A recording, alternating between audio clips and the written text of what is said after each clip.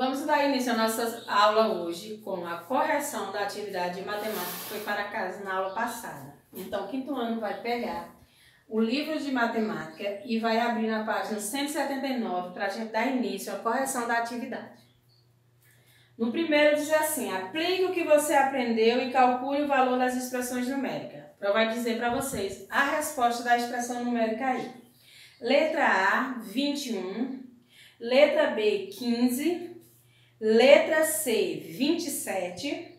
Letra D, 82. Letra E, 75. Letra F, 134. Letra G, 60. E letra H, 147. No segundo, o resultado da expressão numérica é 76. Na letra B, o resultado é 24.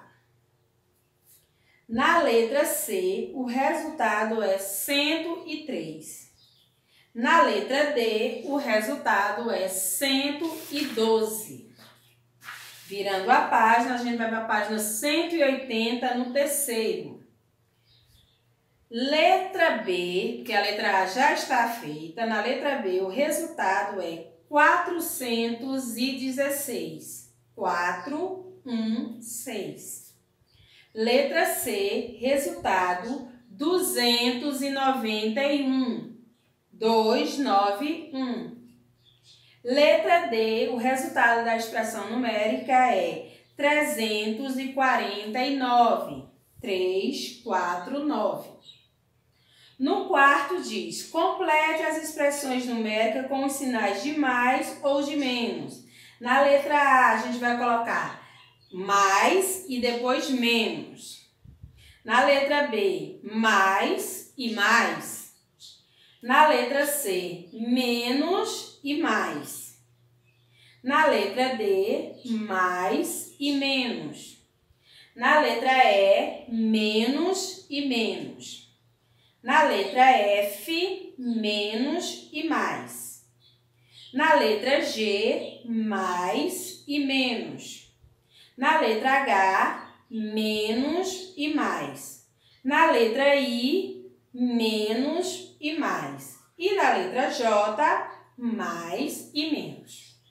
Vamos para o quinto, que diz assim, ó: complete as seguintes expressões numéricas. Escreva os sinais na bolinha e os números no quadradinho. Então, na letra A, a gente vai completar com o número 5. Na letra B, com o número 38. Na letra C, com o número 18. Na letra D, com os sinais menos e mais. Na letra E, com o sinal mais e com o número 25. Na letra F, com o número 2. Na letra G, com o número 5. E na letra H, com o sinal de vezes e o número 5. Calcule as expressões numéricas. Resultado da letra A do sexto é 17. Da letra B, 79. Da letra C, 6. Da letra D, 307. 307. Da letra E, 43. E da letra F, 130. Depois que a gente concluiu a atividade e fez a correção toda, a gente vai fazer o mesmo procedimento de sempre. Vamos colocar o AC, referente à autocorreção, e a data da correção, que foi no dia 6/5/2020. Terminada a nossa correção, a gente vai pegar o nosso livro de história e vai abrir na página 305. 305. Livro de história, página 305.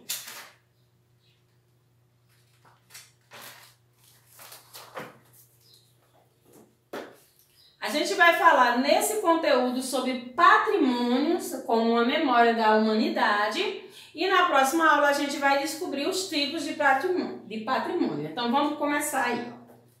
Ao estudar o passado, os historiadores, como você sabe, usam todo tipo de fonte que podem encontrar.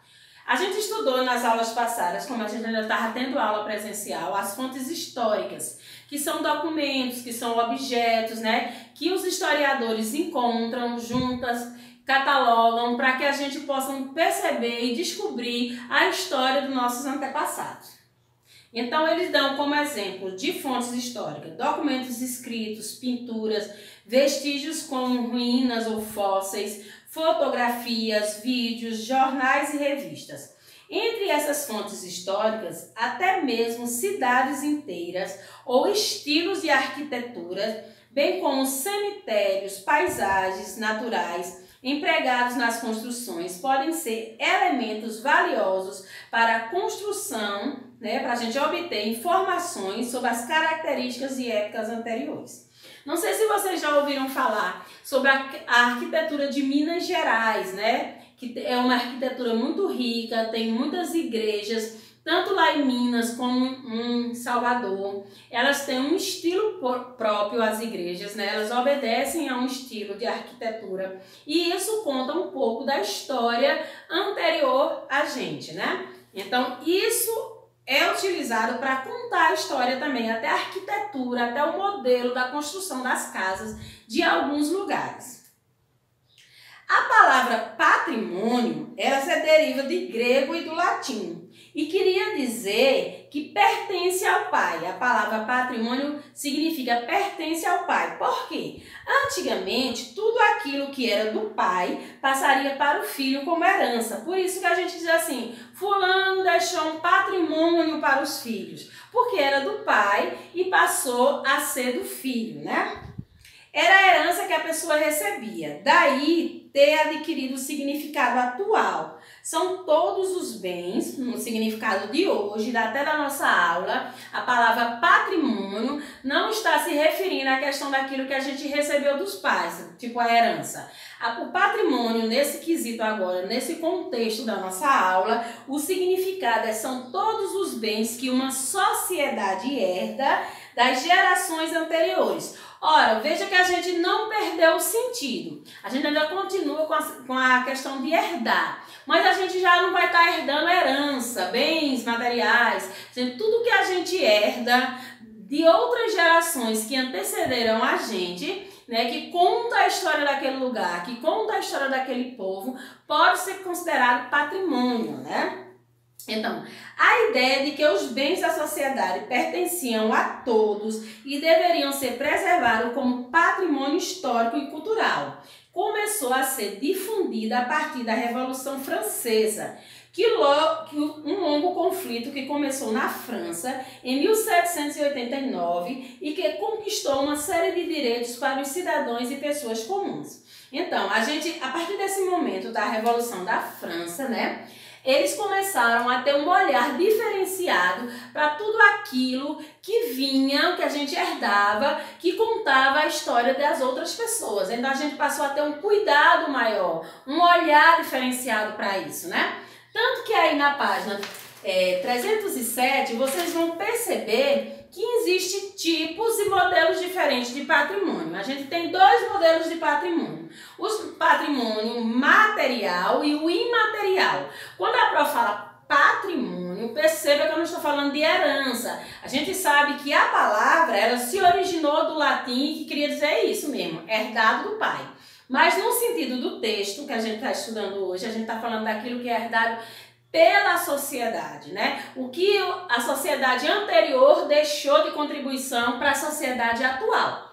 Então, nesse modelo, o patrimônio material são todos os objetos, são as construções, são os monumentos, né? São as paisagens naturais que contam a história daquele lugar, coisas materiais. E os imateriais? São práticas, né? São crenças, são festas, são danças, são tradições. Enquanto os materiais, a gente tem posse de pegar em objetos, em monumentos, né?